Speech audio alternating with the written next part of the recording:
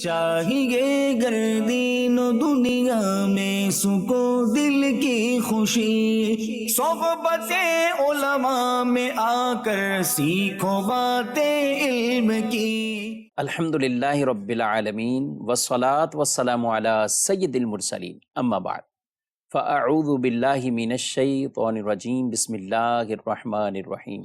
الصلاة والسلام علیکہ یا رسول اللہ وعلی آلک واصحابک یا حبیب اللہ۔ الصلاة والسلام علیکہ یا نبی اللہ وعلی آلک واصحابک یا نور اللہ۔ مدنی چینل کے ناظرین، پروگرام ہے علم کی باتیں، اس میں آپ کو خوش آمدید کہتے ہیں۔ اللہ رب العالمین ہم سب کو علم دین کی باتیں سیکھ کر سمجھ کر اس پر عمل کی توفیق عطا فرمائے۔ آج کے ہمارے اس پروگرام میں ہمارے ساتھ اول تاخیر ساتھ رہیے، انشاءاللہ بہت سی ایسی چیزیں جس سے ہمارے علم میں بھی اضافہ ہوگا اور ساتھ ساتھ محبت رسول میں بھی انشاءاللہ مزید اضافہ ہوگا۔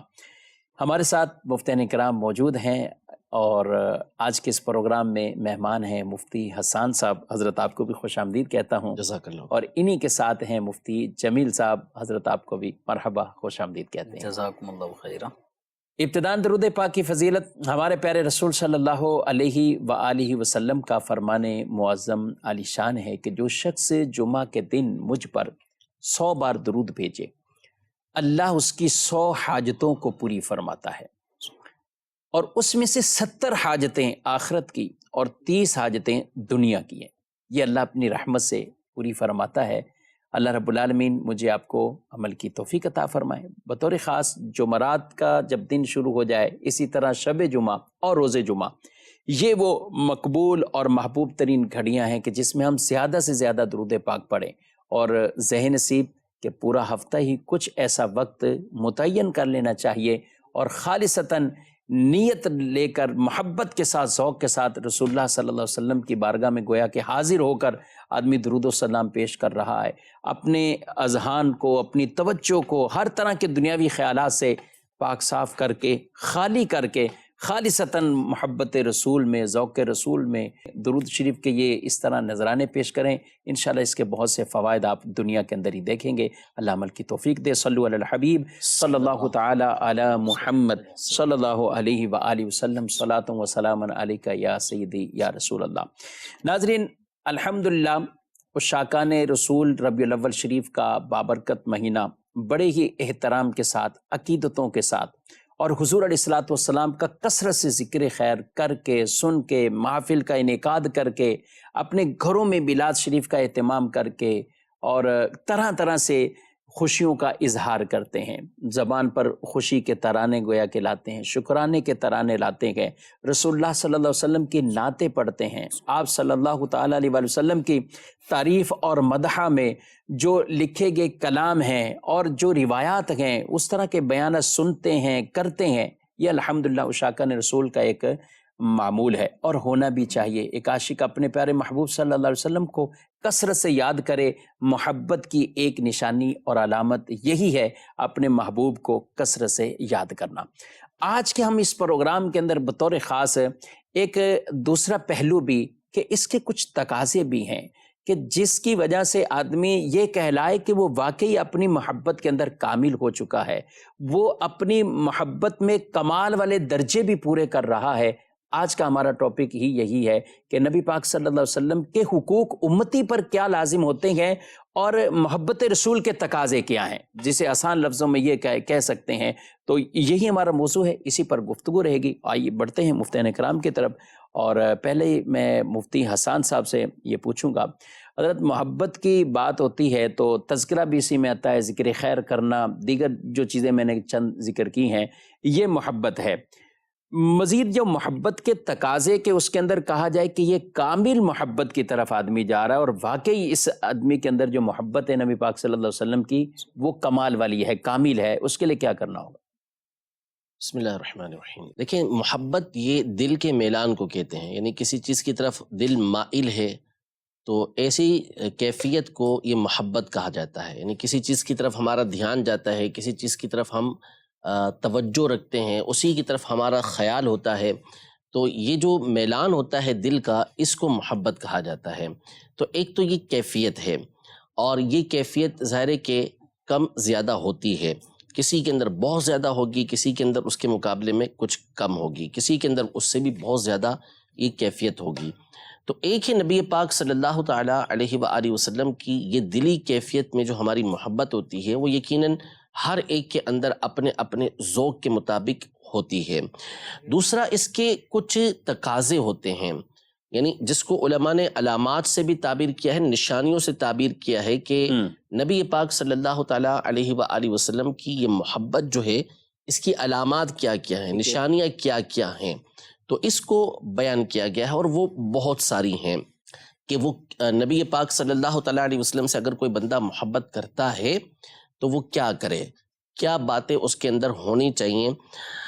جب ہم عقائد کی کتابیں پڑھتے ہیں تو اس میں پہلے انبیاء کرام علیہ السلام کا مطلق ذکر ہوتا ہے کہ انبیاء کرام کے بارے میں ہم نے کیا کیا نظریات رکھنے ہیں، کیا کیا عقیدے رکھنے ہیں، کہ اللہ پاک نے جتنے بھی انبیاء کرام علیہ السلام کو بھیجا ان کو جس چیز کے لیے بھیجا انہوں نے اپنا کام پورا کیا، کوئی چیز نہیں چھپائی، ساری کی ساری باتیں آگے تک پہنچا دی۔ جتنے بھی انبیاء کرام علیہ السلام آئے وہ معصوم تھے، اللہ کے نیک بندے تھے، بشر تھے، اللہ پاک نے ان کو انسان بنا کر بھیجا، مخلوق کی ہدایت کے لیے بھیجا، اور ان کے اوپر جو اعتقادات رکھنے ہیں ان کے حق ہونے پر وہ بیان کیے جاتے ہیں۔ پھر اس کے بعد ایک علیحدہ چیپٹر باندھا جاتا ہے، ایک علیحدہ گفتگو کی جاتی ہے کہ یہ تو تھے تمام کے حوالے سے، لیکن کچھ جو تقاضے ہیں، کچھ جو عقائد ہیں، کچھ جو نظریات ہیں، وہ نبی پاک صلی اللہ تعالیٰ علیہ وآلہ وسلم کی ذات گرامی سے تعلق رکھتے ہیں۔ تو اس میں پھر عقائد بیان کیے جاتے ہیں کہ ہم نے نبی پاک صلی اللہ علیہ وسلم کے بارے میں یہ عقیدہ رکھنا ہے کہ آپ خاتم النبیین ہیں، آپ پر نبوت کا دروازہ بند ہو گیا، آپ صلی اللہ تعالیٰ علیہ وآلہ وسلم کو تمام مخلوق کی طرف رسول بنا کر بھیجا گیا، آپ کی شفاعت کا اعتقاد رکھنا، آپ صلی اللہ تعالیٰ علیہ وسلم کو شفاعت کا حق دیا گیا، آپ صلی اللہ علیہ وسلم کو معراج کروائی گئی، آپ صلی اللہ تعالیٰ علیہ وآلہ وسلم کی شریعت جو ہے وہ قیامت تک باقی رہنے والی ہے۔ ان تمام چیزوں کو بیان کیا جاتا ہے۔ پھر نبی پاک صلی اللہ تعالیٰ علیہ وآلہ وسلم کی جو محبت ہے اس کے تقاضے یہ بیان کیے جاتے ہیں، جس کو ہم حقوق بھی کہہ سکتے ہیں، کہ یہ نبی پاک صلی اللہ تعالیٰ علیہ وآلہ وسلم کے اپنی امت کے اوپر حقوق ہیں کہ ان چیزوں کو امت نے ادا کرنا ہے۔ ٹھیک ہے، تو یہ ایک تفصیلی بحث ہے جس پر انشاءاللہ ہماری گفتگو ہوگی کہ یہ باتیں نبی پاک صلی اللہ علیہ وسلم کی محبت اور آپ پر ایمان لانے کا تقاضا ہے۔ ٹھیک ہے، ماشاءاللہ۔ نبی پاک صلی اللہ علیہ وآلہ وسلم کی ذات اقدس پر ایمان لانا، تمام انبیاء کرام علیہم السلام ان پر ایمان لانا، اور رسول اللہ صلی اللہ علیہ وسلم یہی پیغام لے کر آئیں کہ اور آپ نے تصدیق کرنے والا ایک وصف اور یہی ہمیں تعلیم ہے، تو یہی ایک ایمان کا تقاضا ہے اور ایمانیات میں سے والذین یؤمنون بما انزل الیک وما انزل من قبلک، کہ جو آپ پر نازل ہوا اور جو آپ صلی اللہ علیہ وسلم سے پہلے جو کچھ نازل ہوا اس سب پر وہ ایمان رکھتے ہیں، اور یہ پہلا تقاضا ہے۔ جمیل صاحب، عمل کے اعتبار سے ہم گفتگو کریں کہ ایک عاشق جو محبت کا دعویٰ بھی کرتا ہے اور کرنی بھی چاہیے محبت، لیکن ساتھ ساتھ پھر اس کو کون سے ایسے اعمال افعال اپنے اندر وہ قصداً بالفعل محبت رسول میں، یہ بھی کوئی علامت ہو سکتی ہے کہ محبت رسول میں آدمی اپنے عمل کو اور اچھا سے اچھا کرتا جائے؟ بسم اللہ الرحمن الرحیم۔ نبی کریم رؤوف الرحیم صلی اللہ تعالی علیہ وآلہ وسلم سے سچی محبت کا تقاضا یہ ہے کہ آپ صلی اللہ تعالی علیہ وآلہ وسلم نے جن کاموں کا حکم ارشاد فرمایا ہے ان کاموں کی تعمیل کی جائے، ان کو ادا کیا جائے، اور جن امور سے نبی کریم صلی اللہ علیہ وسلم نے ناراضگی کا اظہار فرمایا، جن کاموں سے آپ صلی اللہ علیہ وسلم نے منع فرما دیا ہے، تو ان کاموں کی طرف آدمی نہ جائے۔ تو یہ تو وہ چیزیں ہیں کہ نبی کریم صلی اللہ تعالی علیہ وسلم جن کاموں کا حکم دیں وہ کرنا ہوگا، جن کاموں سے منع فرمائے ان سے بچنا ہوگا، جس کو قرآن پاک میں کیا ہی خوب انداز سے بیان فرمایا گیا، وما آتاکم الرسول فخذوہ وما نہاکم عنہ فانتہوا۔ یہ نبی تمہیں جس بات کا حکم دیں ان امور کو اپنا لو، ان کاموں کو اپنا لو، اور جن کاموں سے تمہیں منع کر دیں ان کاموں سے باز رہو۔ یہ تو ایک وہ چیز ہے کہ حضور کا جو آرڈر آ چکا ہے اس کو تو عمل میں لانا ہی لانا ہے، لیکن صحابہ کرام علیہم رضوان جو सच्चे इश्क के मनसब पर फाइज थे, वो सरकार दो आलम सल्लल्लाहु अलैहि वसल्लम से जो मोहब्बत वाली हाना इनको अल्लाह ताला ने नसीब फरमाई थी, इनका अंदाज़ बड़ा ही निराला होता था। हुजूर के फरामीन को टालना तो इन हजरात की जो फितरत ही में नहीं था, जिन कामों का हुजूर ने हुक्म भी नहीं दिया। तो सहाबा कराम अलैहिम रिदवान की ज़ात में हम देखते हैं कि वो नबी करीम सल्लल्लाहु अलैहि वसल्लम के मामूलात अपनाते हैं, अगरचे हुजूर सल्लल्लाहु अलैहि वसल्लम उनका हुक्म ना भी फरमाए, तो ये एक मोहब्बत की अलामत है। सहाबा कराम अलैहिम रिदवान के जो मुबारक ज़ातें हैं, इन्हें नबी करीम सल्लल्लाहु ताला अलैहि वसल्लम से वालिहाना मोहब्बत हुआ करती है जी। तो इन हजरात सहाबा की सीरत पढ़ने से मालूम होता है कि जिन कामों को नबी करीम सल्लल्लाहु अलैहि वसल्लम ने किया है, तो सहाबा कराम अलैहिम रिदवान को अगरचे उनका हुक्म नहीं था, लेकिन मोहब्बत रसूल का ये जज्बा था कि सहाबा कराम अलैहिम रिदवान वो काम किया करते थे और उस काम को करके हुजूर अकरम सल्लल्लाहु ताला अलैहि वसल्लम से मोहब्बत का इजहार फरमाया करते थे। जैसे कि हज़रत सैयदना उस्मान गनी रज़ी अल्लाह ताला अन्हु ने एक बार वज़ू किया, वज़ू करने के बाद फिर आप मुस्कुराए, तो जो आपके रुफ़क़ा थे उन्होंने कहा कि किस बात पे आप मुस्कुरा रहे हैं, यानी एक हंसने की मुस्कुराने की कोई वजह होती है, तो किस बिना पर मुस्कुराए। तो हज़रत सैयदना उस्मान गनी रज़ी अल्लाह ताला अन्हु ने जो वजह इरशाद फरमाई, वो उसमें मोहब्बत रसूल कितनी झलक रही है। फरमाया एक मौका था कि आप सल्लल्लाहु ताला अलैहि वसल्लम ने वज़ू फरमाया और वज़ू करने के बाद आप सल्लल्लाहु अलैहि वसल्लम भी मुस्कुरा रहे थे। तो हमने पूछा कि या रसूलल्लाह आप क्यों मुस्कुरा रहे हैं, तो उस पे आप सल्लल्लाहु ताला अलैहि वसल्लम ने वज़ू के फ़वाइद को बयान फरमाया कि चेहरा धोने से चेहरे के गुनाह मुआफ़ हो जाते हैं, हाथ धोने से हाथ के गुनाह मुआफ़ हो जाते हैं। इस तरह आप सल्लल्लाहु ताला अलैहि वसल्लम ने वज़ू के फ़वाइद का ज़िक्र फरमाया। तो उस्मान गनी रज़ियल्लाहु ताला अन्हु भी उसी अदाए मुस्तफ़ा सल्लल्लाहु अलैहि वसल्लम को अदा करते हुए वज़ू के फ़वाइद सहाबा को बयान फरमा रहे हैं। सहाबा किराम अलैहिम रिदवान को नबी करीम सल्लल्लाहु ताला अलैहि वसल्लम से ऐसी मोहब्बत हुआ करती थी कि आप सल्लल्लाहु अलैहि वसल्लम की मोहब्बत में हुजूर के विसाले ज़ाहिरी के बाद भी सरकार दो आलम सल्लल्लाहु अलैहि वसल्लम का तज़किरा इस अंदाज से किया करते थे कि कअन्नी अंजुरु इला रसूलिल्लाहि सल्लल्लाहु अलैहि वसल्लम, गोया कि मैं अब भी हुजूर सल्लल्लाहु अलैहि वसल्लम को ये काम करते हुए देख रहा हूँ।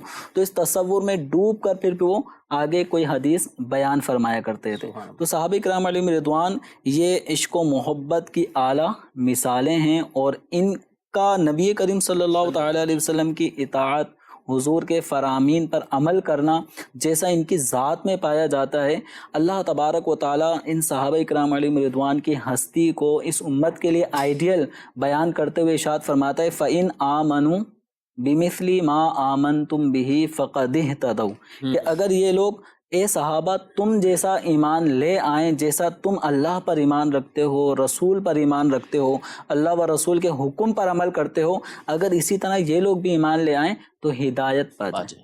तो सहाबा किराम अलैहिम रिदवान की हस्ती हमें इताअत रसूल सल्लल्लाहु ताला अलैहि वसल्लम का एक नक्शा हम पर ज़ाहिर करती हैं। तो हुजूर सल्लल्लाहु ताला अलैहि वसल्लम से मोहब्बत का जहाँ ये तकाज़ा है कि अपनी जान, अपना माल हुजूर अकरम सल्लल्लाहु ताला अलैहि वसल्लम के पसंदीदा कामों में हम खर्च करें, तो वहीं नबी करीम सल्लल्लाहु अलैहि वसल्लम से मोहब्बत का तकाज़ा ये है कि आपके फरामीन पर अमल करें, हुजूर सल्लल्लाहु ताला अलैहि वसल्लम की सुन्नतों पर अमल करें, जिन कामों से आप सल्लल्लाहु अलैहि वसल्लम ने मना फरमा दिया है उन कामों से बचें।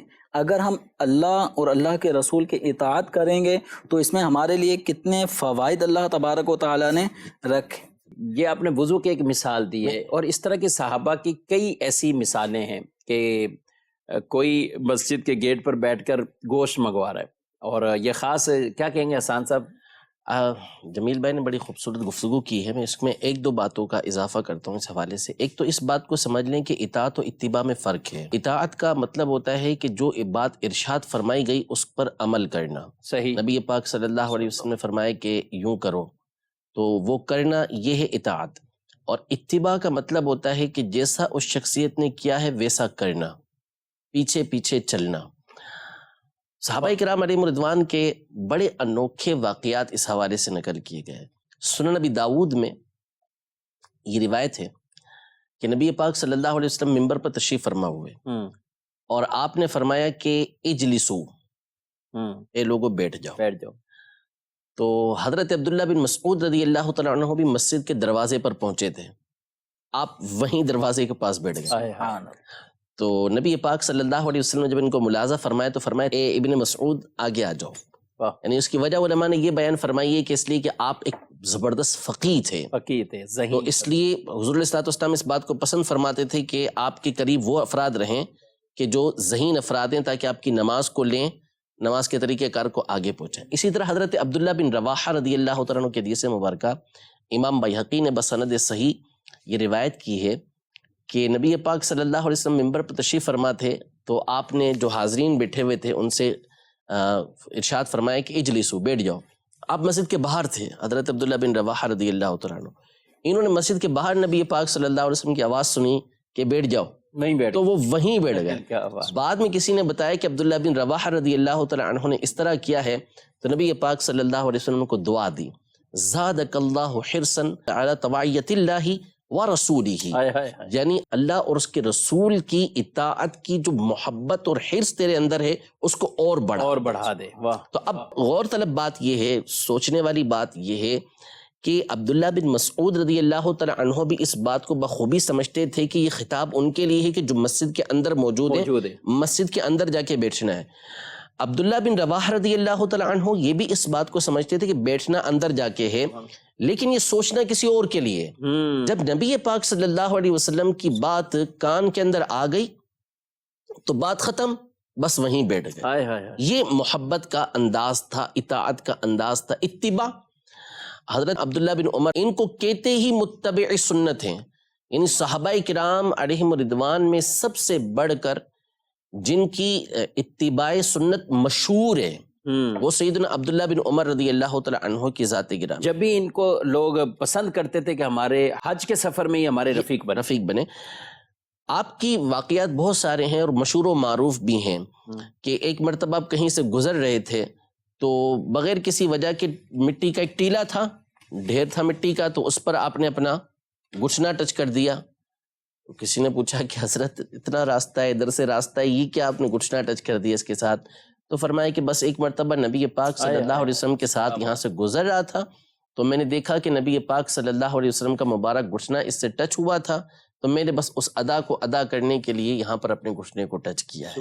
اس پر ملا علی قاری رحمۃ اللہ تعالیٰ علیہ نے شرح الشفا کے اندر لکھا کہ صحابہ کرام علیہم رضوان نبی پاک صلی اللہ علیہ وسلم کے وہ امور، وہ کام جو ایسے ہوتے تھے کہ جو عادتاً یا نبی پاک صلی اللہ علیہ وسلم نے قصداً نہیں فرمائے، اس کے باوجود وہ اس پر عمل کیا کرتے، یعنی کوئی ایسا نہیں تھا کہ اس کو ہم سنت کہیں، یا ایسا نہیں تھا کہ یہ نبی پاک صلی اللہ علیہ وسلم کا طریقہ کار ہے، لیکن ان کی محبت تھی کہ جی میں نے نبی پاک صلی اللہ علیہ وسلم کو یہ کرتے ہوئے دیکھا ہے، تو اس طرح یہی عبداللہ بن عمر رضی اللہ تعالیٰ عنہما، بخاری شریف کے حدیث مبارکہ ہے کہ آپ جب مدینے سے مکے کی طرف سفر اختیار کرتے تو آپ کا انداز یہ ہوتا کہ مدینہ اور مکے کے درمیان میں وہ راستہ اختیار کرتے جہاں سے نبی پاک صلی اللہ علیہ وسلم نے سفر اختیار کیا تھا، اور راستے میں ہر وہ مقام کہ جہاں نبی پاک صلی اللہ علیہ وسلم نے نماز ادا کی تھی اس کو تلاش کرتے، اور اسی مقام پر کہ جہاں حضور علیہ السلام نے اپنی اونٹنی بٹھائی تھی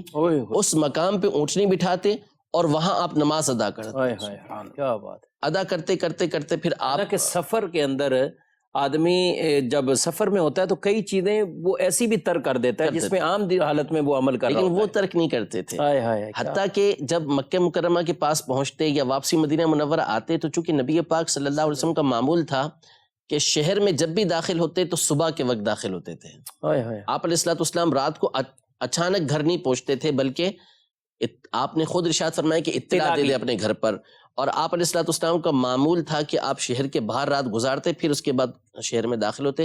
پہلے زمانے میں ظاہر ہے کہ یہ چیزیں مشکل نہیں تھی اس حوالے سے، تو حضرت عبداللہ بن عمر رضی اللہ تعالیٰ عنہ کا معمول ہی یہ تھا کہ کتنی دیر پہلے پہنچ جائیں، پہلے رکیں گے، صبح ہوگی اس کے بعد پھر جو ہے وہ شہر کے اندر داخل ہوا کرتے۔ اچھا، بخاری شریفی کی حدیث مبارکہ ہے نبی پاک صلی اللہ علیہ وسلم جب مکہ مکرمہ تشریف لائے تو کعبۃ اللہ المشرفہ کا دروازہ کھلوایا، اور پھر اس کے بعد حضرت بلال رضی اللہ تعالیٰ عنہ، حضرت اسامہ بن زید رضی اللہ تعالیٰ عنہ، حضرت فضل بن عباس رضی اللہ تعالیٰ عنہما، ان کے ساتھ نبی پاک صلی اللہ علیہ وسلم کعبے کے اندر داخل ہوئے، دروازہ بند کر دیا گیا، صحیح. حضرت جب نبی پاک صلی اللہ علیہ وسلم اندر تشریف لے کر گئے تو آپ نے کعبے کی الٹی جانب یعنی اندر داخل ہو کے جو الٹی طرف کے 2 ستون ہیں اس کے پاس آپ نے مختصر 2 رکعتیں ادا کی.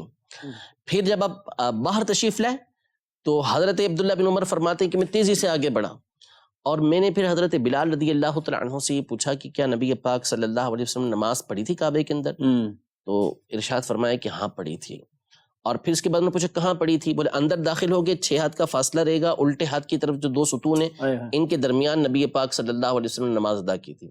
حضرت عبداللہ بن عمر رضی اللہ تعالی عنہما کا یہ معمول تھا کہ آپ تشریف لے کر جاتے جب بھی تو وہاں کعبۃ اللہ المشرفہ کے اندر داخل ہوتے تو اسی جگہ پہ جاتے، اسی مقام پہ 2 رکعتیں ادا کرتے اور اس کے بعد آپ فرماتے کہ کعبے کی کسی بھی جگہ پہ نماز پڑھ لو ہو جائے گی لیکن میں اسی جگہ پہ نماز اور یہ ان کے محبت بھی ہے. جی. اور کیوں نہ ہو جب مقام ابراہیم جہاں ابراہیم علیہ السلام کے پاؤں مبارک کا وہ نقش ہے تو اس پتھر کے پاس وَاتَّخِذُوا مِن مَّقَامِ إِبْرَاهِيمَ مُصَلَّى، اللہ نے فرمایا اسے مصلی بنا لو، نماز کی جگہ. تو جہاں پیارے محبوب علیہ السلام نے نماز پڑھی ہے تو وہ بھی وہاں پڑھتے تھے صحابہ اسی عقیدتوں کے ساتھ. وہ ایک صحابی رضی اللہ تعالیٰ عنہ ان کا واقعہ بھی ہے کہ انہوں نے دعوت ہی خاص اسی لیے دی کہ میرے گھر پہ آ کے نماز پڑھیں. جی. حضرت اتبان بن مالک رضی اللہ تعالیٰ عنہ کی حدیث مبارکہ بخاری شریف کے اندر ہی ہے. فرماتے ہیں کہ میں نبی پاک صلی اللہ علیہ وسلم کی بارگاہ میں حاضر ہوا اور میں نے عرض کیا رسول اللہ صلی اللہ علیہ وسلم میں کنت اصلی لقومی، میں اپنی قوم کو نماز پڑھاتا ہوں لیکن اب میری آنکھیں کمزور ہو گئی ہیں، درمیان میں نالا ہے، جب بارش زیادہ ہوتی ہے تو میرا پہنچنا مشکل ہو جاتا ہے. تو میں یہ چاہتا ہوں کہ آپ میرے گھر تشریف لائیں اور نماز پڑھیں تاکہ میں اس جگہ کو اپنی نماز پڑھنے کی جگہ بنا لوں، یعنی مصلی ہی بنا لیں. ہاں صحیح. وہ باب ہی مساجد البیوت یعنی گھروں کے اندر مسجد بنانے والا باب ہے. اس میں امام بخاری حدیث مبارکہ لے کر آئے. اور پھر لطف بھی تو ہے نا، صحابہ کرام رضی اللہ تعالی عنہما کی محبت بھی تھی، اطاعت و فرما برداری بھی تھی. تو نبی پاک صلی اللہ علیہ وسلم نے فرمایا کہ میں انشاءاللہ آؤں گا. تو دوسرے دن نبی پاک صلی اللہ علیہ وسلم چاش کے وقت ان کے گھر تشریف لے کر گئے. ساتھ میں سیدنا ابوبکر صدیق رضی اللہ تعالی عنہ بھی تھے. ان سے پوچھا کہ میں کس جگہ پہ نماز پڑھوں؟ تو انہوں نے اشارہ کیا رسول اللہ یہاں نماز پڑھ لیں. تو آپ علیہ السلام نے 2 رکعتیں پڑھیں، پیچھے صحابہ کرام علی مردوان بھی کھڑے ہوئے. اب نبی پاک صلی اللہ علیہ وسلم کی ذات گرامی گھر آئی ہوئی تھی تو انہوں نے کہاں موقع چھوڑنا تھا. تو انہوں نے کہا رسول اللہ صلی اللہ علیہ وسلم ہم نے تو کھانا تیار کیا ہوا ہے، خزیرہ اس کو کہا جاتا ہے، کھانا بنایا جاتا ہے، وہ انہوں نے بنا کے رکھا. تو حبسنا، ہم نے حضور صلی اللہ علیہ وسلم کو روک لیا، تیاری کر رکھی تھی پہلے کہ حضور صلی اللہ علیہ وسلم اب منع تو فرمائیں گے نہیں، تو پہلے سے کھانا تیار کر کے رکھا ہوا تھا تاکہ آپ علیہ الصلوۃ والسلام ہمارے گھر میں تشریف فرما رہے ہیں. اور پھر جیسے ہی محلے والوں کو پتہ چلا، کمپاؤنڈ والوں کو پتہ چلا کہ نبی پاک صلی اللہ علیہ وسلم ان کے گھر تشریف لائیں تو پھر تو ہجوم پڑ گیا ان کے گھر پہ، سارے کے سارے وہاں پر پہنچ گئے. تو بہرحال یہ صحابہ کرام علیہ رضوان کا ایک انداز تھا. ایسے اور بہت سارے واقعات یہ موجود ہیں. ماشاءاللہ. مختصر یہ ہے کہ جو رسول اللہ صلی اللہ علیہ وسلم نے کیا اس عمل کو اور پھر اسی ذوق اور محبت کے ساتھ کہ حضور علیہ السلام نے ایسا یہ کیا ہے. یہاں ایک اور بات بھی ناظرین، محبت کا تقاضا ایک تو یہ جو یہ پہلو ہم نے عرض کیا، کئی ایسے معاملات جن سے رسول اللہ صلی اللہ علیہ وسلم نے منع کیا اس کو بھی اسی محبت کے ساتھ اپنی زندگی سے مائنس کرنا، یہ بھی محبت رسول کا تقاضا ہے. بالکل. یعنی بعض ہوتا ہے جمیل صاحب، کچھ چیز کا پتہ چلا کہ میٹھا کھانا اس موقع پہ پسندیدہ فرمایا، محبوب فرمایا، کہیں نوش بھی فرمایا، تو بعض اوقات ہم کسی کے شخص پہ یا متعین کسی فرد پہ تو ہم نہیں کہہ سکتے، لیکن اس طرح کی باتیں کہ یہ اچھی بات ہے، یہ کھانے پینے کی چیز ہے یا اس طرح کی کوئی ہے، تو آدمی پھر اس کی نسبت بھی ادھر کر کے اور پھر وہ کھانا بھی شروع کرتا ہے. تو جیسے یہ کھانے میں بھی ایک لذت، بھلے وہ اپنی طبیعت کا تقاضا ہے کہ اس میں لذت ہے، سب چیزیں ہیں، لیکن ہم اس کی نسبت ایک اس طرح کرتے ہیں. تو ایسے وہ اعمال کہ جو رسول اللہ صلی اللہ علیہ وسلم کو پسند نہیں، جن سے آپ نے منع کیا، ان کو بھی اسی محبت کا استحضار رکھ کر ان سے ترک جب آدمی کرے، یہ بھی تقاضا ہے کہ نہیں محبت رسول؟ بالکل، یہ محبت رسول صلی اللہ تعالی علیہ وسلم کے تقاضے کا اعلیٰ اظہار ہے. شفیق صاحب، جس طرح محبت رسول صلی اللہ علیہ وسلم کا تقاضا ہے کہ آپ صلی اللہ علیہ وسلم کے عطا کردہ احکامات اور ان حکموں پر عمل کرنا ہے. تو اسی طرح نبی کریم صلی اللہ علیہ وسلم سے محبت کا تقاضا یہ ہے کہ جو چیزیں آپ نے منع فرما دی یا جن چیزوں کو آپ صلی اللہ علیہ وسلم پسند نہیں فرماتے تو ان چیزوں کو بھی چھوڑ دیا جائے. اگر دیکھا جائے تو صحابہ کرام علیہم رضوان کی ذات میں محبت کا یہ تقاضا کتنا عظیم الشان طریقے سے پایا جاتا تھا اور ان کی سیرت کا یہ حصہ تھا. ایک موقع پہ نبی کریم صلی اللہ علیہ وسلم کے مبارک ذات اور ارد گرد صحابہ کرام علیہم رضوان بھی جلوہ فرما ہیں. حضور اکرم صلی اللہ تعالی علیہ وآلہ وسلم کی بارگاہ میں ایک صحابی وہ اس حالت میں آئے ہوئے ہیں کہ ان کے ہاتھ میں سونے کی انگوٹھی ہے. اب نبی کریم صلی اللہ تعالی علیہ وآلہ وسلم نے اظہار ناپسندیدگی کرتے ہوئے ان کے ہاتھ سے سونے کی انگوٹھی لی اور اس کو پھینک دیا. پھر اس کے بعد دیگر آپ صلی اللہ تعالی علیہ وآلہ وسلم نے جو فرامین ارشاد فرمانے تھے وہ سلسلہ چلتا رہا یہاں تک کہ پھر نشست برخاست ہو گئی. آپ صلی اللہ تعالی علیہ وسلم تشریف لے گئے. اب اس کے بعد وہ انگوٹھی بھی پڑی ہوئی ہے جسے آپ صلی اللہ علیہ وسلم نے ان کے ہاتھ سے نکال کے پھینک دیا ہے. اب وہ صحابی بھی ہیں اور دیگر صحابہ بھی موجود ہیں. تو ان صحابی سے کسی نے کہا کہ یہ انگوٹھی اٹھا لیں.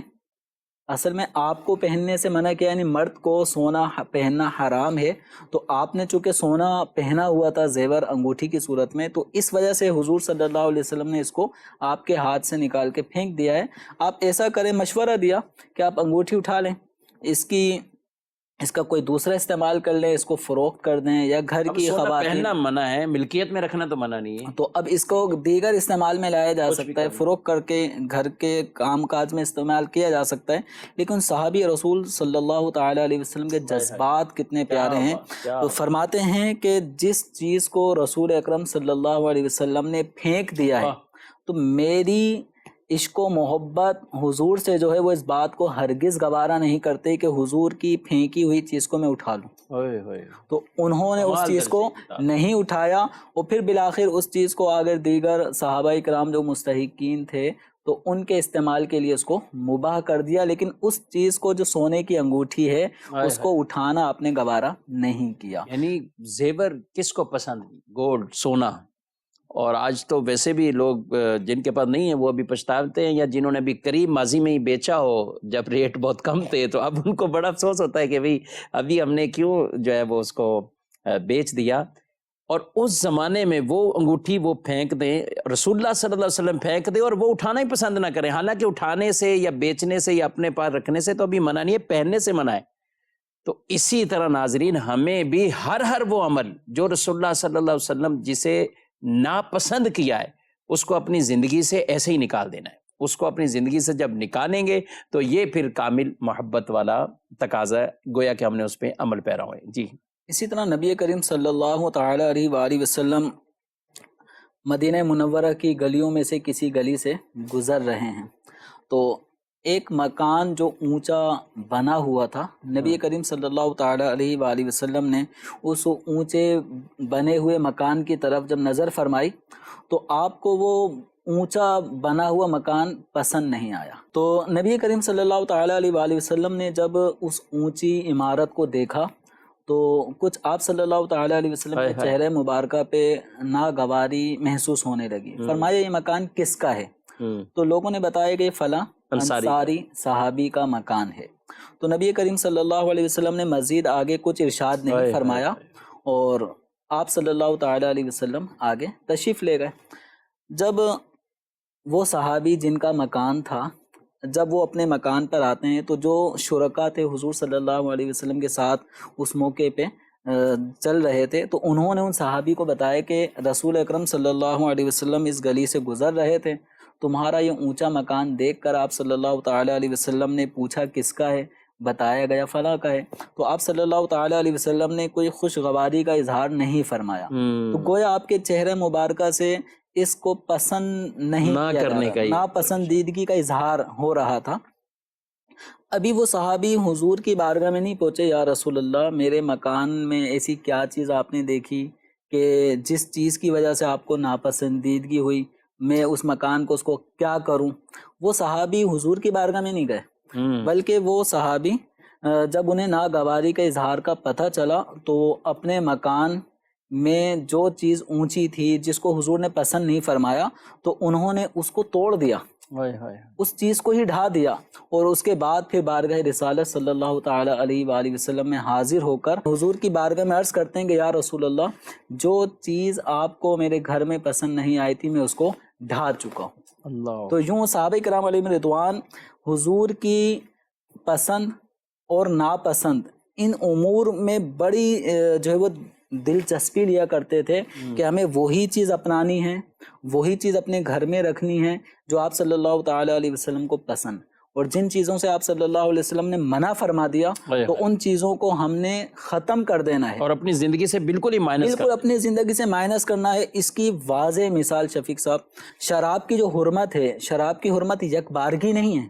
یہ بالتدریج اس کے بارے میں ممانعات، اس کے نقصانات، اس کے بیان کی بالآخر اس کی حرمت کا حکم آ گیا. صحابہ کرام علیہم رضوان نے جب اس حکم کو سن لیا کہ شراب حرام قرار دے دی گئی ہے تو نبی کریم صلی اللہ تعالی علیہ وآلہ وسلم کے اس فرمان کو سن کر صحابہ کرام علیہم رضوان نے وہ چیز جو ان کے غذا کا ایک حصہ تھا، دسترخوان پہ اور عام معمول تھا، عام معمول تھا، شراب رکھی ہوتی تھی، مٹکے بھرے ہوئے تھے، برتن بھرے ہوتے تھے، لیکن جب حرمت خمر نازل ہو گئی اور نبی کریم صلی اللہ تعالی علیہ وسلم کی زبانی سن لیا کہ شراب حرام ہے، اس کے بعد صحابہ کرام علیہم رضوان نے اپنے گھر میں جتنے بھرے بھرے شراب کے بھرے ہوئے مٹکے تھے، برتن تھے، وہ سب کی سب شراب بہا دی، یہاں تک کہ مدینے کی گلیوں میں وہ شراب بہہ رہی تھی، ندیوں کی طرح بہہ رہی تھی. اور صحابہ کرام علیہم رضوان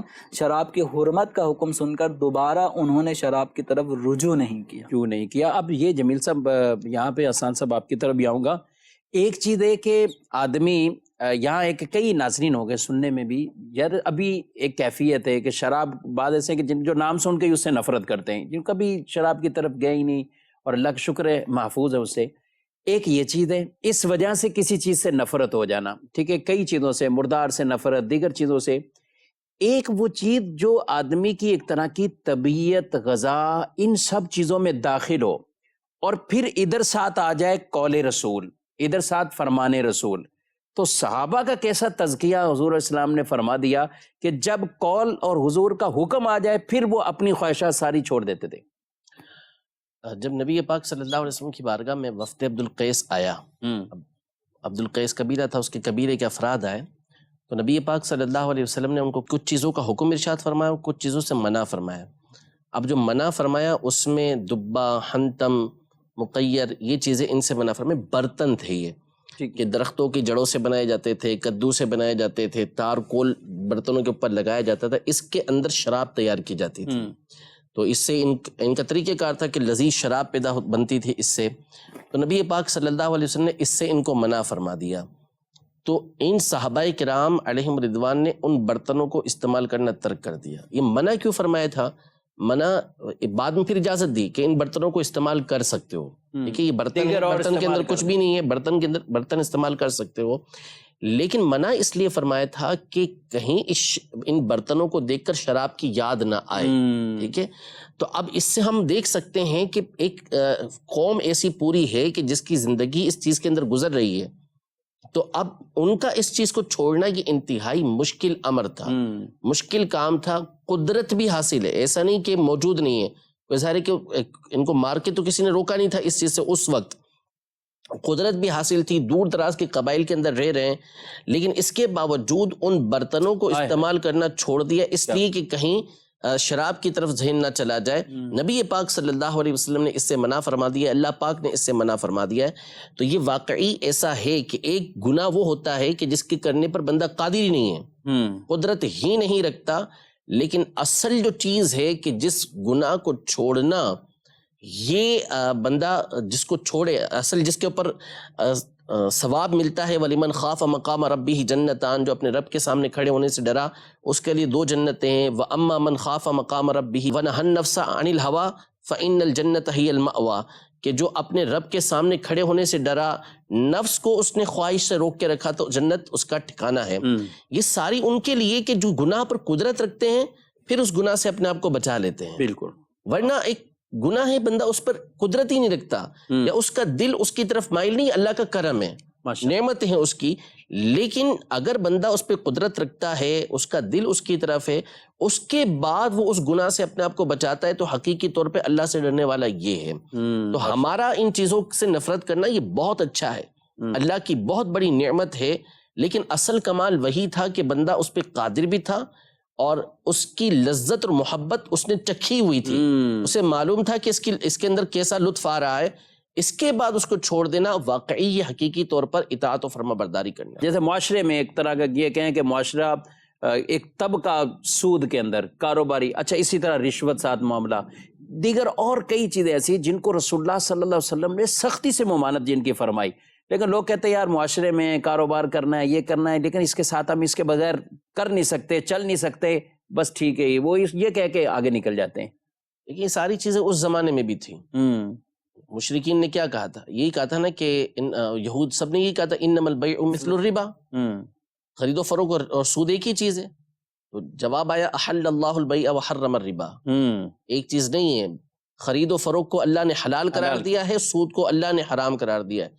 حکمت جدا گانا ہے، پیچھے اور چیزیں الگ ہیں، لیکن اللہ نے اپنے رسول کے ذریعے خرید و فروخت کو حلال قرار دے دیا ہے، سود کو حرام قرار دے دیا کہ تمہارا کام ہے ماننا، ٹھیک ہے۔ تو یہ چیزیں اس زمانے میں بھی تھی، لیکن سب کچھ چھوڑ دیا کیونکہ نبی پاک صلی اللہ علیہ وسلم نے اس بات کے بارے میں ارشاد فرمایا۔ اچھا، یہاں جو آپ گفتگو کی ابھی آپ نے جمیل صاحب کے ساتھ، کہ ایک ہے بات کو ماننا، اطاعت کرنا، اور ایک ہے رکنا زیادہ اہم ہے، رکنا زیادہ جی اصل میں دیکھیں کہ یہ فرمائے کہ ما امرتکم بشیء، میں جب تمہیں کسی چیز کا حکم دوں تو جتنی تم استطاعت رکھتے ہو اتنا اس کے اوپر عمل کرو، یعنی جو فرائض و واجبات ہیں اس پر عمل کرنا ہے، اس کے علاوہ دیگر چیزوں کا تمہیں کرنے کا میں نے حکم دیا، سنت غیر مؤکدہ ہے، نوافل وغیرہ ہیں، تو اس میں جو تمہاری طاقت ہے اس کے مطابق تم نے کرنا ہے۔ لیکن جہاں یہ فرمایا نا کہ وما نہیتکم عنہ فاجتنبوا، وہیں کوئی قید نہیں ہے کہ تمہارا دل کرتا ہے تو بچو، دل نہیں کرتا تو بچو، یہ نہیں، بلکہ جس چیز سے میں نے منع کر دیا اس سے بچنا ہے، ٹھیک ہے۔ تو بچنا یہ زیادہ اہم ہے۔ ایک روایت ذکر کی جاتی ہے جو الاشباح والنظائر کے اندر موجود ہے کہ ذرہ برابر بھی اللہ کی نافرمانی کو چھوڑنا یہ جن و انس کی عبادت سے، یعنی نفلی عبادت سے بڑھ کر ہے۔ اللہ اکبر، اللہ، یعنی گناہ کا ترک بھی عبادت ہے۔ ظاہر سی بات ہے کہ یہ کف کہلاتا ہے، رکنا کہلاتا ہے، ترک کرنا کہلاتا ہے۔ تو گناہ سے بچنا، نبی پاک صلی اللہ علیہ وسلم نے جس چیز سے منع کیا اس سے بچنا، یہ اور زیادہ اہمیت کا حامل ہے۔ ماشاءاللہ ماشاءاللہ، بہت اہم باتیں آپ نے حسان صاحب، اور میں کہتا ہوں کہ اس سلسلے کی اگر کہیں کہ پورا ہمارا مقصد ہی حل ہو جائے، یہ پوائنٹ ہے، آدمی اپنی زندگی میں اس چیز کو ضرور طور پر نافذ کرے، اور وہ بڑی بڑی تمام تر چیزیں جس میں ترک نماز کو جان بوجھ کر قصداً نماز چھوڑنے والے، یا جماعت کے تارک، جماعت کو چھوڑ دینے والے، یا اپنی روزی کے اندر، معاملات کے اندر یہ بغیر کسی فکر کیے ہوئے، حالانکہ کتنی چیزیں ایسی جس میں رسول اللہ صلی اللہ علیہ وسلم نے منع کیا، اور بعد وہ چیزیں جن کی تجارت سے ہی منع کیا۔ ہم نے شراب کا تذکرہ کیا تو شراب کے لیے تو آپ نے کئی اس کو بنانے والے، نچوڑنے والے، اٹھانے والے، کتنی چیزوں کی آپ نے ممانعت جو فرمائی ہے، اور ان پر حدیثوں کے اندر جو ہے وہ لعنت وارد ہے۔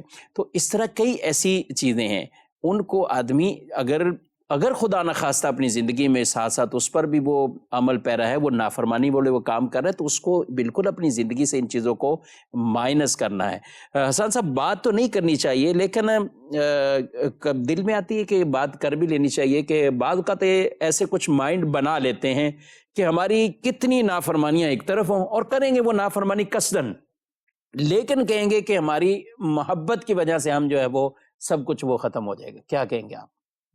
ایسا نہیں ہے، یعنی مسئلہ یہ ہے کہ دیکھیں محبت کا تو ہم انکار نہیں کرتے کہ کس کو کتنی محبت ہے نبی پاک صلی اللہ علیہ وسلم سے، لیکن محبت کے تقاضے کچھ اور ہیں۔ جیسے رحمت ہے نا، رحمت اللہ پاک کی رحمت ذکر کی جاتی ہے، نبی پاک صلی اللہ علیہ وسلم کی شفقت و مہربانی ذکر کی جاتی ہے، آپ کی شفاعت کا تذکرہ ہوتا ہے، تو اس کا مطلب کسی کو جری بنانا نہیں ہوتا، کسی کو یہ نہیں کہ وہ اللہ کی رحمت پہ بھروسہ کر کے جو چاہے کرتا پھرے، صحیح. تو پھر تو رحمت کا تذکرہ ہی اس کے لیے نقصان دہ ہو گیا نا، کہ وہ ہم نے ذکر کیا اس کے سامنے.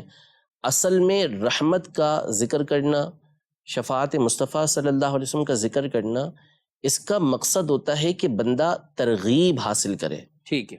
یعنی آپ ایک شخص سے، ایک ذات ہے جو آپ کے اوپر انعام پر انعام کرے، آپ کے استاد یا آپ کا کوئی بڑا ہے، وہ آپ پر انعام کر رہا ہے، آپ کو خوب نعمتیں دے رہا ہے، آئے دن آپ کو تحفے بھیج رہا ہے، چیزیں بھیج رہا ہے، رقم بھیج رہا ہے، سامان بھیج رہا ہے. آپ کہیں جتنا بھی بھیجے میں نے اس کی بات ماننی نہیں ہے، تو یہ اس کو کیا کہیں گے ہم؟ اس کو ہم یہ کہیں گے نا کہ یہ تو آپ ناشکری کر رہے ہیں، اور آپ اس کا مطلب ہے کہ اس کی نعمتوں کی قدر ہی نہیں کر رہے، آپ اس کو اہمیت ہی نہیں دے رہے. بالکل ٹھیک ہے نا. تو رحمت کا تذکرہ کیا جاتا ہے یا دیگر اس طرح کی باتوں کا ذکر کیا جاتا ہے، تو اس کا مطلب ہوتا ہے کہ بندہ عمل کی طرف آگے بڑھے، کہ بھائی وہ آپ کے اوپر رحمتیں کر رہا ہے، نعمتیں کر رہا ہے، تو آپ اس کی اطاعت و فرما برداری کی طرف آگے سے آگے بڑھتے چلے جائیں. حدیث پاک میں یہ ارشاد فرمایا ہے کہ جو گناہ کرنے کے بعد اللہ کی رحمت پر امید رکھ رہا ہوتا ہے کہ بخشا جاؤں گا، مفہوم یہ ہے اس کے بارے میں فرمایا کہ وہ بے وقوف ہے. اللہ. اور فرمایا کہ دانا وہ ہے کہ جو موت کے بعد کی تیاری کرتا ہے.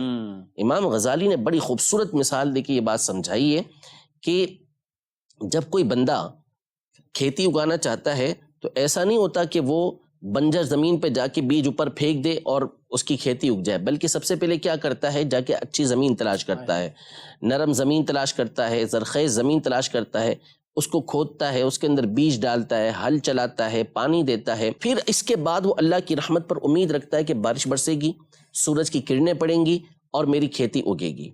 تو اس کو کہا جاتا ہے واقعی دانا ہے، سمجھدار ہے.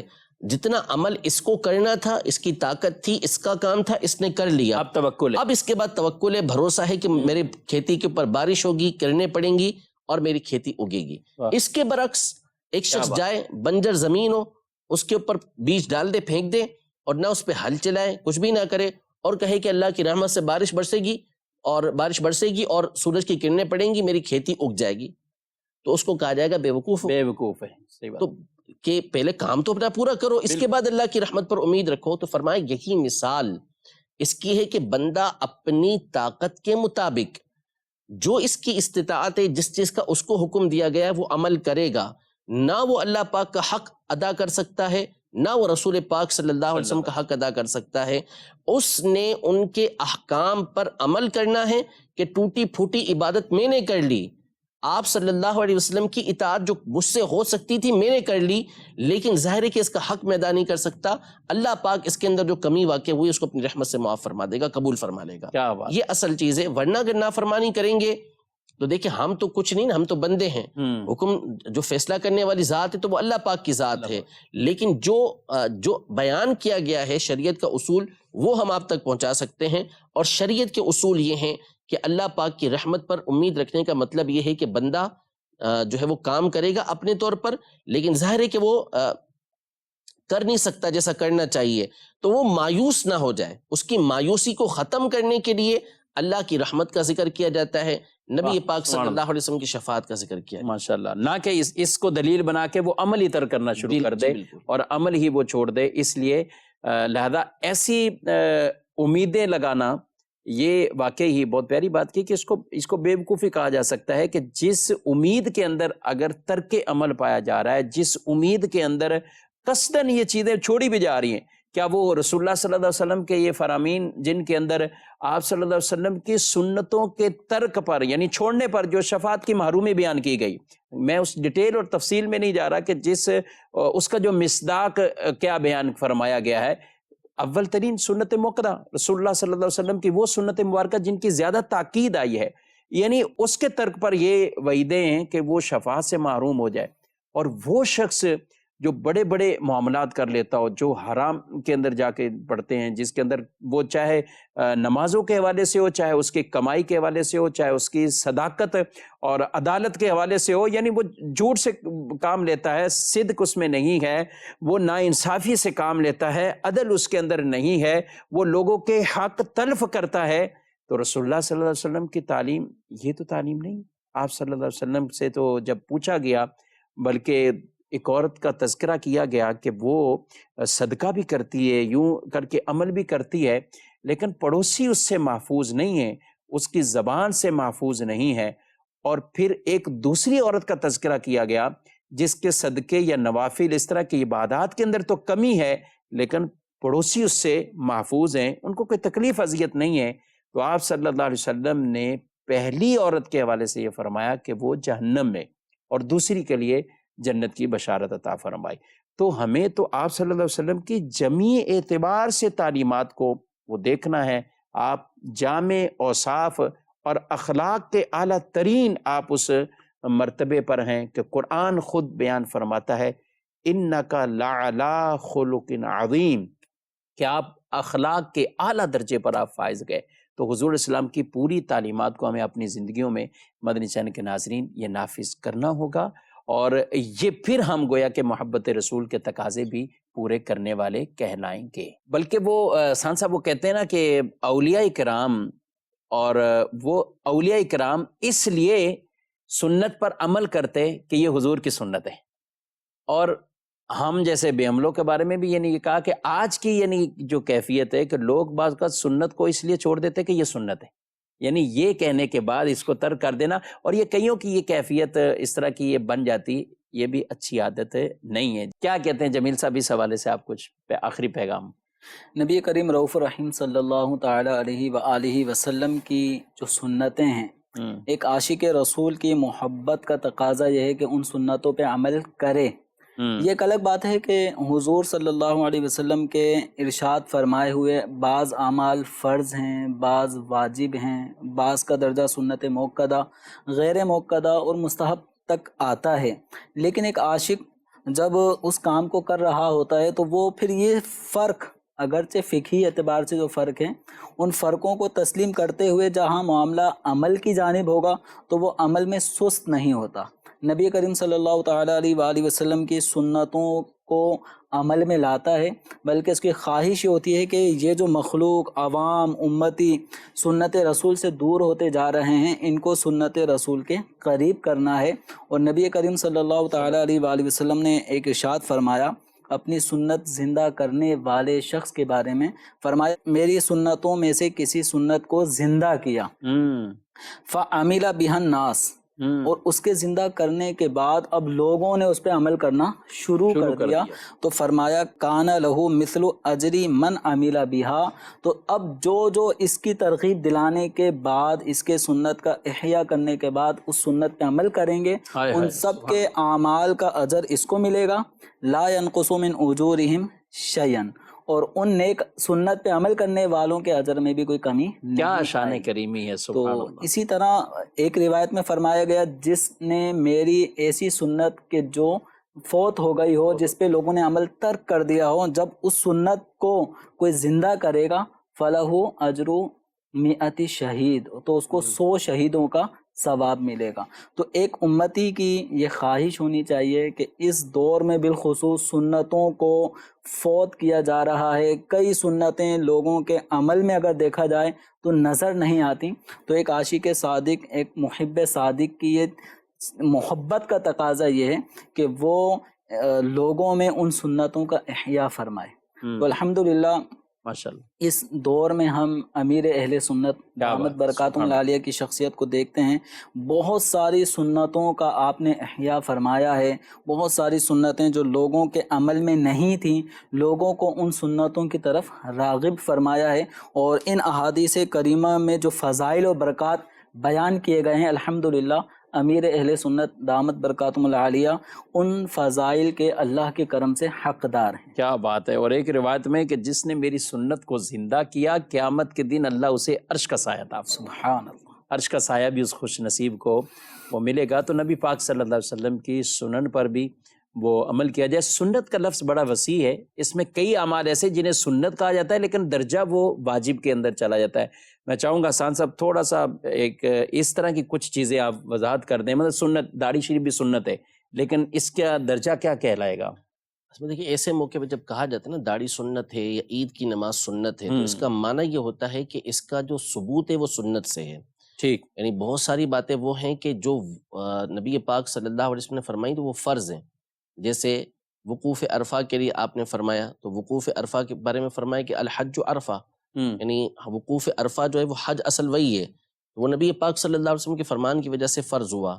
بعض چیزیں نبی پاک صلی اللہ علیہ وسلم نے فرمائی کہ یہ کرو تو وہ واجب قرار پاتی ہیں، لیکن وہ چونکہ نبی پاک صلی اللہ علیہ وسلم نے فرمائی ہوتی ہیں تو بعض اوقات اس کو سنت کہہ دیتے ہیں، ورنہ حقیقتاً یہ ہوتا ہے کہ وہ سنت سے ثابت ہے۔ جیسے قربانی ہے، واجب ہے حناف کے نزدیک، لیکن کتابوں کے اندر بعض مقامات پر اس کو سنت لکھا ہوا ہوتا ہے، تو مطلب یہ ہوتا ہے کہ وہ سنت سے ثابت ہے۔ عیدین کو سنت کہہ دیتے ہیں، حالانکہ وہ واجب ہے، لیکن اس کا معنی کیا ہوتا ہے کہ وہ سنت سے ثابت ہے۔ تو جہاں یہ بات کہی جائے گی کہ یہ جو چیز واجب ہو اس کو سنت کہیں، تو مطلب یہ کہ اس کا ثبوت یہ سنت سے ہے، نہ یہ کہ وہ چیز واجب نہیں ہے۔ ٹھیک ہے، ماشاءاللہ۔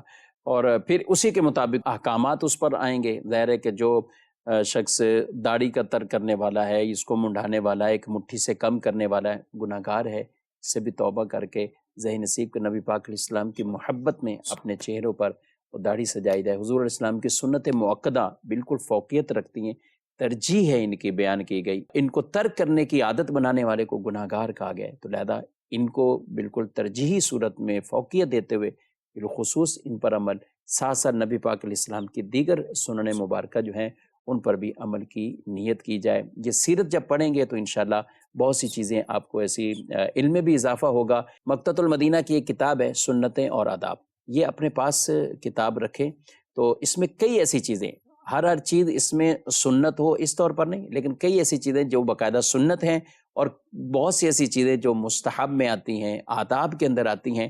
یہ ایک ایک آپ ٹاپک پڑھتے جائیں گے، ایک ایک اس کا باب، تو انشاءاللہ کئی چیزیں ہمارے اندر تبدیلی آئے گی۔ اللہ رب العالمین ہم سب کو عمل کی توفیق عطا فرمائے، عشق رسول، محبت رسول کے تقاضوں پر عمل پیرا ہونے کی بھی ہم کو توفیق عطا فرمائے۔ آمین آمین آمین بجاہ النبی الامین صلی اللہ علیہ وآلہ وسلم۔ چاہیے گردین و دنیا میں سکو دل کی خوشی، صحبت علماء میں آ کر سیکھو باتیں علم کی۔